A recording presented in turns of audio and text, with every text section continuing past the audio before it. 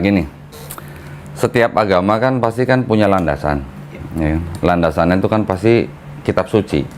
Nah, pada waktu kita mempelajari kitab suci kita, itu kan kita harus paham bener nih. Pertama itu logis nggak gitu. Ya, masuk akal nggak gitu ya maksudnya. Kemudian bertentangan nggak dengan sains atau ilmu pengetahuan. Kalau dua itu ternyata dilanggar atau tidak terpenuhi, berarti kan menurut saya itu nggak bisa disebut sebagai kitab suci gitu. Nah, pada waktu saya sebelum bersyahadat, saya kan mempelajari ulang nih, ya. Sebab musababnya saya sudah sering cerita lah di channel-channel yang lain lah ya. Tapi pada saya waktu saya mempelajari ulang, ternyata kitab yang saya anggap suci pada waktu itu, ternyata buat saya kok ternyata malah hasilnya malah tidak logis gitu. Ya. Tidak 100%, tetapi banyak yang tidak logis. Kemudian yang kedua, ternyata juga tidak, dalam tanda kutip, tidak dibenarkan atau tidak sejalan dengan ilmu pengetahuan zaman sekarang gitu. Tidak relevan, Mbak? Bukan tidak relevan, maksudnya tidak dibenarkan. Atau artinya di dalam kitab saya itu pada waktu itu terbukti tidak sesuai atau tidak sejalan dengan ilmu pengetahuan zaman sekarang gitu. Nah, dengan dua itu akhirnya saya menganggap bahwa ini buat saya ini ternyata bukan kitab suci gitu. Akhirnya kan saya mempelajari yang lain. Berapa lama kok? Enggak lama, cuma 7 tahun paling lah. Masya Allah, 7 Tapi tahun. ada yang 7 hari. Ya, teman-teman mualaf yang lain, ada yang mendapatkan hidayah hanya dalam 7 hari. Itu saya ngiri sama mereka. Hanya dalam 7 hari mereka bisa mendapat hidayah. Betul. Menjemput hidayah. Saya butuh 7 tahun. 7 tahun sebelum saya bersyahadat, itu sebenarnya papi saya. Ya. Papi saya tuh sudah duluan login lah gitu ya. Bahasa rukun. Bahasa rukun ya. Login gitu ya. Tapi waktu itu saya melihatnya bukan karena riset, ya karena memang hanya yakin pindah gitu ya.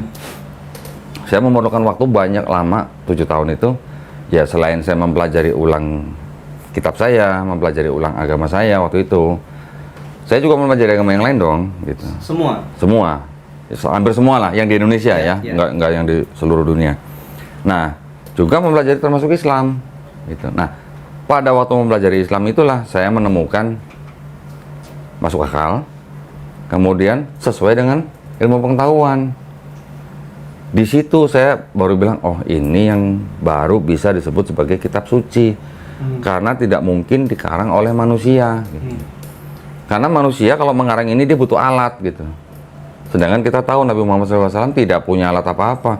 Boro-boro alat yang istilahnya sederhana. Mikroskop nggak punya, teleskop nggak punya gitu. Kok bisa ada ayat-ayat yang berhubungan dengan ilmu pengetahuan, nggak cuman di masalah embriologi, geologi, astronomi gitu ya. Hampir di semua bidang ilmu pengetahuan itu ternyata Al-Quran sejalan gitu. Nah, itu yang membuat saya mengambil keputusan bahwa Al-Quran itu adalah kitab suci yang benar-benar suci gitu. Ya gini, jadi kalau kita lihat secara keseluruhan ya. Kalau kita lihat di dalam Islam kan ada sholat, zakat, puasa, haji kalau mampu. Sholat, zakat, puasa ini semuanya kalau kita telaah nih ternyata nih, dilihat hikmahnya apa di belakang perintah itu gitu ya. Ternyata tuh semuanya masuk akal untuk kita dan untuk umat manusia gitu. Artinya yang diperintahkan di dalam Quran atau di dalam Islam itu adalah memang tuntunan untuk manusia gitu.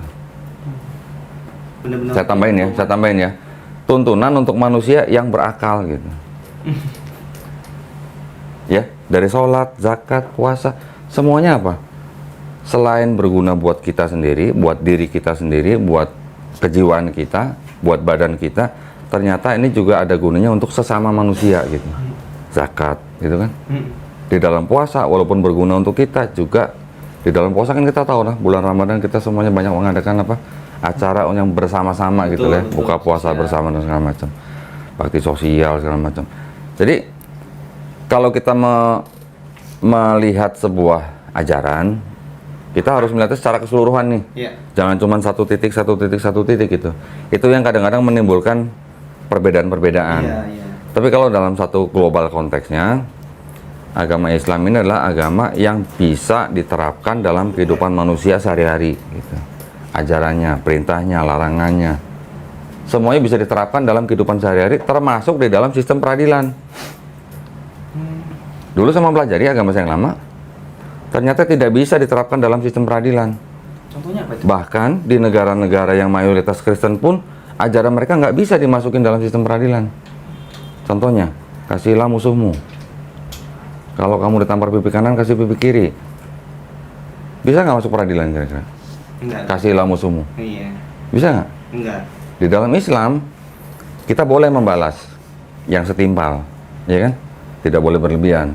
Kita boleh balas yang setimpal, tetapi memaafkan lebih baik. Bisa nggak diterapkan di Bisa. pengadilan? Bisa. Bisa. Kalau kasihilah musuhmu, bisa nggak? Enggak. Terlalu general dan tidak spesifik ya. Kalau rumahnya kemasukan rampok misalnya, kasihilah musuhmu, Jadi ambil semua dong nanti. kasih ambil semua. Kalau negara kita kedatangan penjajah, kasihilah musuhmu, gimana? Ambillah semua gitu kan? Iya, iya. Betul nggak? Iya, iya. Walaupun penafsiran daripada pemuka agama kita atau gereja itu kan mereka bilangnya artinya kasihilah musuhmu itu artinya jangan membalas kejahatan dengan kejahatan. Tapi kalau ada negara agresi yang datang ke negara kita, apa kita nggak boleh balas? Nah itu maksud saya. Dulu yang kita dengar dalam setiap ibadah saya, kita harus mengasihi sesama manusia. Itu betul. Itu bisa diterapkan di mana saja. Tetapi pada waktu kita kasihilah musuhmu, sudah nggak bisa jalan. Kalau ditampar pipi kanan, kasih pipi kiri. Kok rasanya kok nerimo banget gitu ya. Pasrah. Pasrah banget gitu kan. Padahal kalau kita baca Bible yang istilahnya yang dengan teliti, Yesus mengajarkan murid-muridnya kalau ditampar pipi kanan, kasih pipi kiri. Tapi waktu Yesus diadilin, waktu dia diserahkan oleh imam Yahudi kepada waktu ditangkap kemudian diserahkan ke imam besar untuk diadili, Yesus ditampar sama seorang penjaga. Dia nanya, kata-kata saya yang salah tuh mana gitu. Kalau ada yang salah tolong tunjukkan, kalau nggak ada yang salah kenapa kamu tampar aku gitu. Itu artinya gimana? Sama nggak dengan ajarannya? Beda, karena itu mempertanyakan dulu. Itu baru sebagian kecil gitu yang ya. Paham ya? Jadi akhirnya saya menemukan bahwa oh ternyata ajaran ini bagus, sebenarnya bagus ajarannya, tetapi kalau orang Jawa bilang tuh apa ya? Too good to be true gitu. Artinya too good to be true apa ya? Kalau dalam bahasa Indonesianya terlalu muluk-muluk kali ya. Terlalu tinggi gitu, tapi sebenarnya nggak bisa diterapin gitu. Ini saya bukan menjelekkan agama saya yang lama, bukan. Ini menurut saya. Kalau menurut teman-teman atau saudara-saudara saya yang lain yang Kristen yang memandang bahwa oh enggak itu bisa diterapkan dan segala macam, ya monggo gitu ya. Tapi yang jelas di peradilan manapun itu nggak bisa diterapkan. Kemudian juga di salah satu dinding di gedung Universitas Harvard itu ada apa namanya kayak semacam quotes gitu. Itu universitas malah dia meng-quote ayat Quran. Bukan ayat kalau ditampar pipi kanan kasih pipi kiri gitu. Apa quotes Quran? Saya lupa, cuman dari surah An-Nisa, cuman saya lupa ayatnya. Saya lupa. Itu yang jelas dari ayat Quran. Nanti kalau mau dilihat fotonya ada sebenarnya, cuman harus cari dulu ya. Nantilah mungkin ditampilin ya. Betul, betul. Bisa ditongolin ya nanti ya. Nanti saya kasih fotonya. Nah, jadi itu bukti bahwa ajaran Islam itu bisa diterapkan di mana saja di kehidupan manusia, baik di kehidupan bermasyarakat maupun sampai ke pengadilan. Kalau yang namanya kita boleh membalas yang setimpal, itu artinya butuh pengadilan nggak? Butuh. Butuh. Karena kita boleh membalas. Kalau orang membunuh, kita boleh balas dengan yang setimpal. Betul.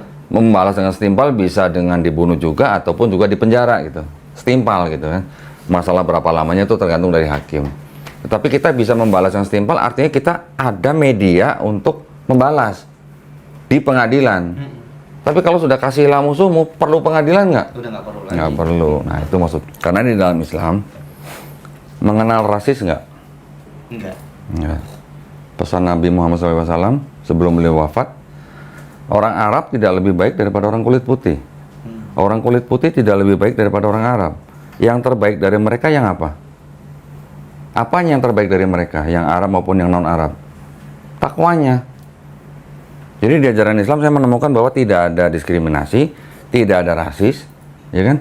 Di Islam juga kita mengenal bahwa Allah menciptakan bangsa-bangsa yang berbeda-beda supaya apa? Supaya kita saling mengenal. Betul. Gitu kan? Artinya tidak boleh merendahkan. Setiap manusia di hadapan Allah Subhanahu wa taala semua kedudukannya sama. Ya kan? Kalau orang Arab tidak lebih baik daripada orang non-Arab tidak lebih baik daripada orang Arab, tetapi yang paling baik dari antara mereka adalah yang paling bertakwa. Iya. Artinya yang dilihat daripada Allah Subhanahu wa taala apanya? Bukan warna kulitnya, Betul. bukan rasnya, tapi takwanya gitu. Sedangkan di agama-agama lain kita bisa melihat bahwa ada yang berdasarkan kasta. Ya. Dia dapat kasta tinggi kalau dia lahir di mana, dia lahir dari siapa. Oke. Kemudian ada agama juga yang terlalu eksklusif, hanya untuk kaum atau suku tertentu gitu. Iya. Betul kan? Ada juga agama yang tidak menekankan pada konsep ketuhanannya, tapi hanya konsep seperti filosofi jalan kehidupan aja gitu. Tetapi mengenal Tuhan siapa yang menciptakan kita kurang ke situ gitulah. Jadi itu hanya semacam filosofi gitu. Nah, ini yang akhirnya saya tidak bisa mengikuti karena ada hal-hal seperti itu. Sebenarnya ada satu agama selain Islam yang sebenarnya sama-sama tauhid, sama-sama monoteis, yaitu agama Yudaisme. Nah, Yahudi berarti. Yudaisme. Tetapi Yudaisme ini seperti tadi saya bilang, ini sebenarnya dia sangat eksklusif, hanya untuk orang-orang Israel, gitu ya. Dan orang-orang yang non Israel sama mereka dianggapnya ya disebutnya sih goyim gitu ya.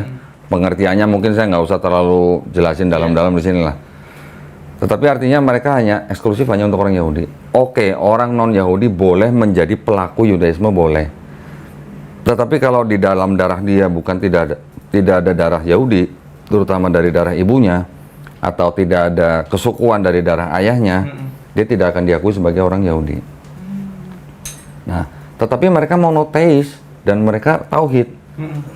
Mereka percaya sama Allah itu Esa. Percaya, dan mereka mengakui bahwa kita Muslim menyembah Tuhan yang sama dengan Tuhan yang mereka sembah, yaitu Tuhannya Nabi Abraham, Nabi Ishak, dan Nabi Yakub. Gitu.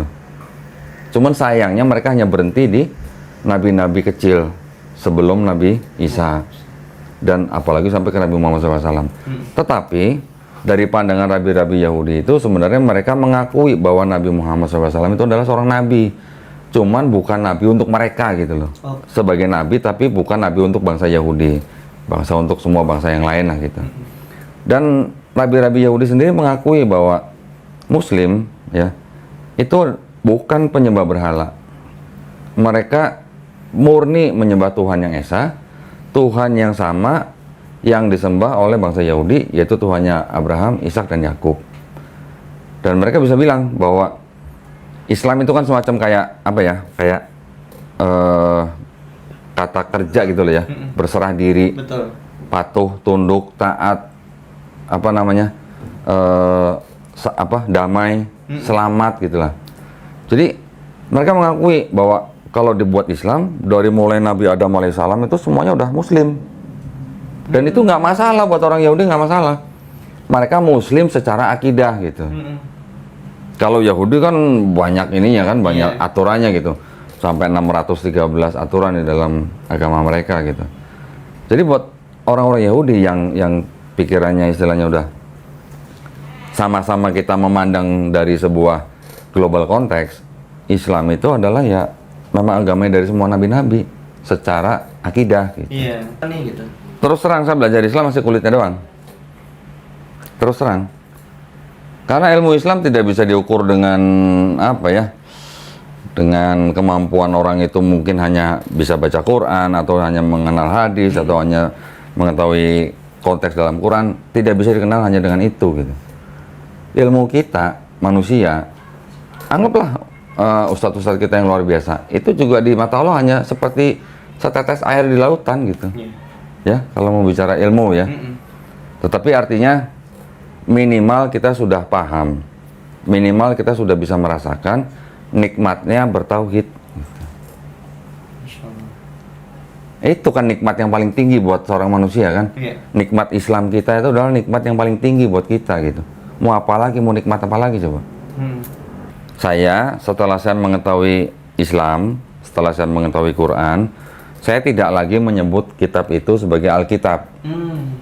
Karena Al-Quran juga ternyata disebut sebagai Alkitab. Iya. Oke. Jadi untuk kitab-kitab ini yang saya panjang di sini, walaupun tulisannya Alkitab, saya nyebutnya Bible aja.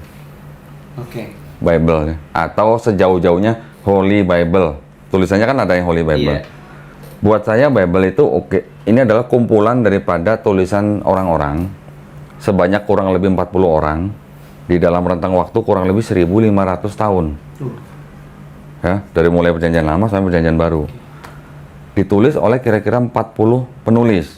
Nah, kalau di Islam, kita taunya Quran, oke yang menulis sahabat-sahabat Nabi, oke yang nulis banyak. Berdasarkan hafiznya ya. Ya, tetapi isinya kan semuanya langsung dari Allah Subhanahu wa taala melalui malaikat Jibril alaihissalam kepada Nabi Muhammad SAW, diteruskan kepada sahabat-sahabatnya untuk dituliskan.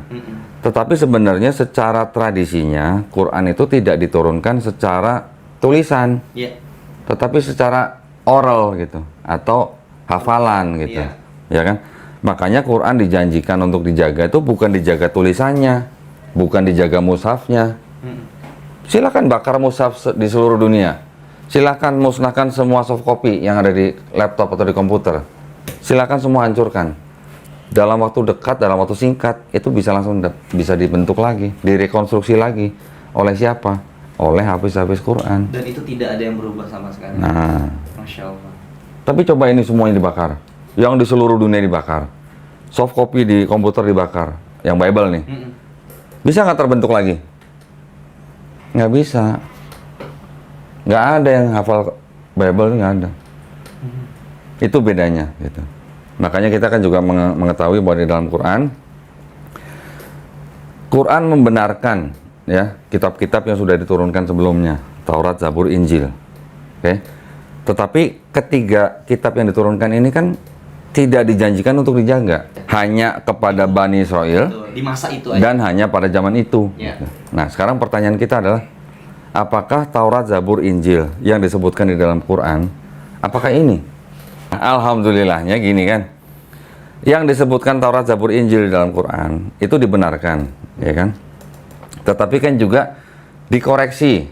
Dikoreksi itu artinya, oke, itu kan tadi kita setuju ya bahwa Taurat, Zabur, Injil itu adalah wahyu-wahyu yang diturunkan Allah Subhanahu wa taala kepada nabi dan rasulnya untuk Bani Israel pada zaman itu.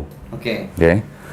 Jadi kalau nabi-nabi dan rasulnya sudah tidak ada, ya otomatis wahyu itu juga tidak ada, ya ikut kepada nabinya. Intinya balik lagi ke niat ya. Kan di kita tahulah semua perbuatan itu kan tergantung daripada niatnya. Ya. Kalau kita memang memikirkan kehidupan setelah kematian, ya ayo kita mulai dari sekarang gitu. Jangan ditunda-tunda nanti kalau udah telentang nggak bisa apa-apa gitu. Khususnya juga buat yang muda-muda. Kita bergaul dengan siapa saja boleh, tetapi kita kan harus punya kayak semacam batasan juga. Jangan setiap orang kita dalam bergaul tuh kita tidak pandang. Artinya kita memang tidak memandang agama dan ras siapapun. Tetapi di dalam pergaulan sebaiknya juga kita Tetap difilter. Tetap ada penyaringan lah. Betul. Supaya kita tidak ngikut ke dalam istilahnya perbuatan atau mungkin tindakan yang bisa menyalahi agama kita sendiri gitu. Itu kan mempengaruhi ya, Ko ya. Sangat mempengaruhi. Nah, yang jadi masalah itu yang kita sering jadikan tempat untuk curhat atau tempat untuk minta tolong, suka lupa kita. Ya. Setiap kali kita sholat kita selalu baca iya karena budu wa iya karena stain. Tapi giliran udah keluar sholat kita lupa. Kita minta tolongnya ke siapa, kita minta tolongnya kemana gitu. Padahal kalau kitanya membersihkan diri kita ya dari segala macam dosa, kitanya bertawakal, artinya kita kan simpel sebenarnya tawakal ya. Kelihatannya simpel memang ya, hanya menjalankan perintah, menjauhi larangan. Kelihatannya simpel, tapi memang mungkin menjalankan tidak semua orang merasakan hal yang sama. Tetapi kalau kita selalu berusaha, bertawakal, insya Allah kita hanya perlu minta tolong kepada yang menciptakan kita. Nanti yang menciptakan kita akan menolong kita melalui siapapun, itu udah urusan dia gitu loh. Maksud saya gitu. Jadi buat kita semua yang apa istilahnya, yang sudah punya nikmat Islam, gini nih harusnya, pegang terus nih, pegang dengan Benar-benar keras gitu loh pegang ya. Artinya apa namanya, kita harus punya dasar. Kenapa kita harus memegang erat iman Islam kita?